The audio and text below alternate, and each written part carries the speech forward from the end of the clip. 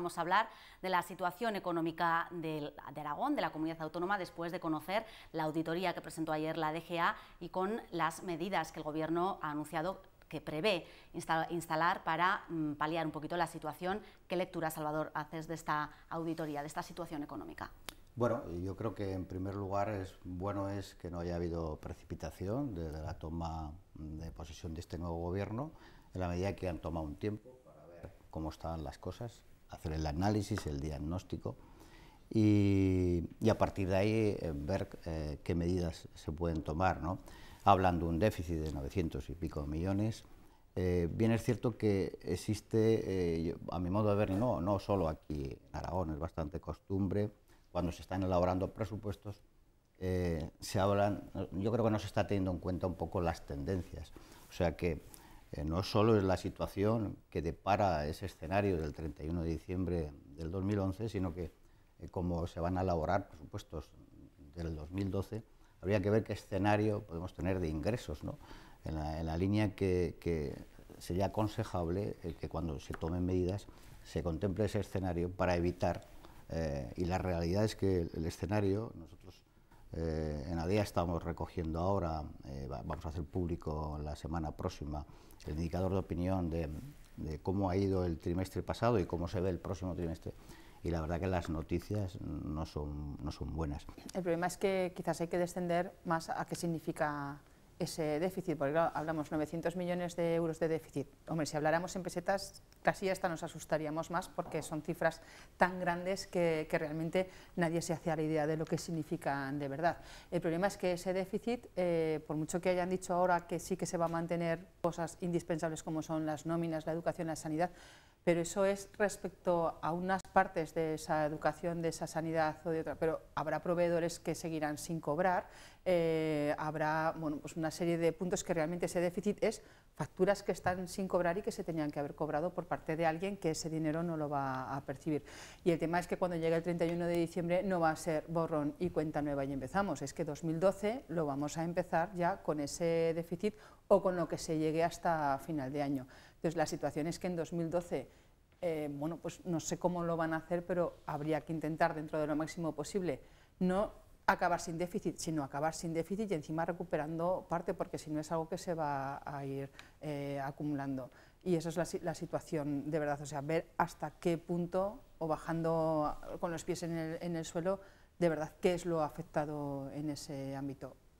Yolanda. Bueno, la verdad es que, como decía María, lo importante o lo que hay que ver es también cómo se ha producido ese déficit y qué medidas se van a adoptar frente a ese déficit. Lo que tienen que saber los ciudadanos es que a partir con 945 millones de déficit, para que no se produzca lo que dice María, es decir, para que los ciudadanos cobren, para que el servicio de farmacia, que son posiblemente, y los servicios hospitalarios con 400 millones los que llevan mayor coste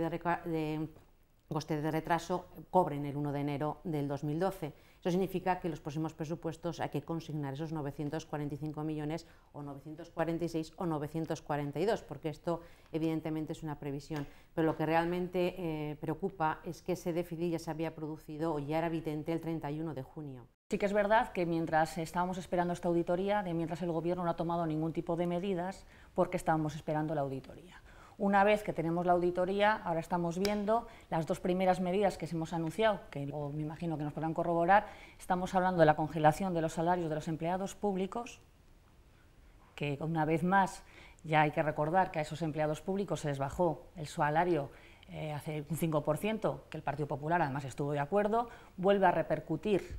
la crisis y vuelve a repercutir otra vez en los propios trabajadores y trabajadoras de esta comunidad autónoma, y estamos hablando de la reducción de gasto. Nosotros creemos que la reducción de gasto está bien y además la hemos defendido, que hay que hacer una planificación racional del gasto, pero llevamos insistiendo por activa y por pasiva desde parte de esta organización de Izquierda Unida, y nos alegra que ahora empiecen a entrar en este debate otras fuerzas políticas, la necesidad urgente de recaudación de ingresos por parte de la comunidad autónoma. Es que es una realidad,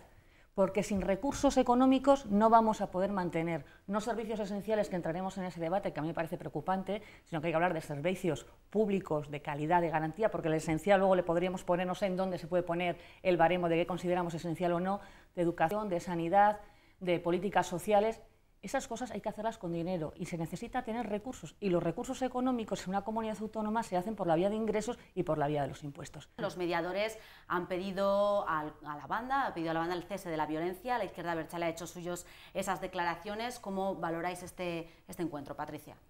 Bueno, para empezar, creo que se llama Conferencia Internacional para la Paz, y yo creo que es importante, Conferencia Internacional para la Paz, y yo creo que eso es significativo porque también los nombres y las palabras también indican. Dicho esto, yo creo que todo el mundo estamos esperando que ETA lo que tiene que hacer es disolverse, y yo creo que hemos dicho casi todos los partidos demócratas, decir que ya no tiene recorrido, no tenía sentido y ahora absolutamente ninguno. Yo creo que esto se puede estar más de acuerdo o menos de acuerdo, es un paso más en decirle a ETA que se encuentra en estos momentos sola y que se acabó. Yo creo que el primer punto en el que se le pide el cese definitivo y el abandono de las armas, yo creo que no podemos decir que no ha pasado nada. Lo podremos valorar si es más importante o menos importante, si la gente decide que eso es fundamental o no es fundamental. Para mí yo creo que es una puerta a la esperanza, a la paz. El que te digan que tienes que negociar y que tienes... No, a ver, no hay que negociar, o sea, tiene que ser dejar las armas y desaparecer, punto, y no cabe la negociación de ningún tipo. Entonces, realmente, si es venir, le den el nombre que le den para decirle al Estado español, al gobierno actual o al que salga después de las urnas del 20 de noviembre, lo que tiene que hacer, pues creo que realmente... no es muy serio, y más si lo que vas a hacer es hablar en concreto de un conflicto que haya partes a las que ni siquiera haya invitado, porque una cosa es que en un momento dado tanto el Gobierno central como el Gobierno autonómico vasco no hayan querido acudir, y otra cosa es que se hayan dejado una parte como puede ser las víctimas del terrorismo. Y aunque efectivamente en estos momentos el terrorismo en España mayoritariamente es ETA, pues hemos tenido también otros conflictos con otros grupos que también sigue habiendo personas afectadas. Entonces, bueno, pues yo creo que realmente lo que no se puede es decirle al Estado tienes que negociar para que llegue esto, ¿no? Salvador. Bueno, en primer lugar, yo creo que las fechas en las que se ha fijado esta conferencia, en primer lugar, yo creo que son pues bastante electoralistas. Y a quién beneficia, pues todos sabemos a quién beneficia, primero. Segundo, es cierto que han llegado una serie de personajes, premio Nobel, etcétera, muy conocidos, pues que tienen todo a su favor por los cargos que han representado, el reconocimientos internacionales, etcétera. Pero lo que ha dado la sensación, o al menos a mí me ha dado la sensación, es que llama la atención que no conozcan muy bien en qué ha sido el conflicto este, porque lo asimilan a otros conflictos que nada tiene que ver con el conflicto de ETA. En tercer lugar, yo creo que si estamos donde estamos es porque, y ahí hay que reconocerle, una buena labor al ministro de Interior, Rubalcaba, porque si estamos donde estamos, si ETA está donde está, es porque ha habido una gestión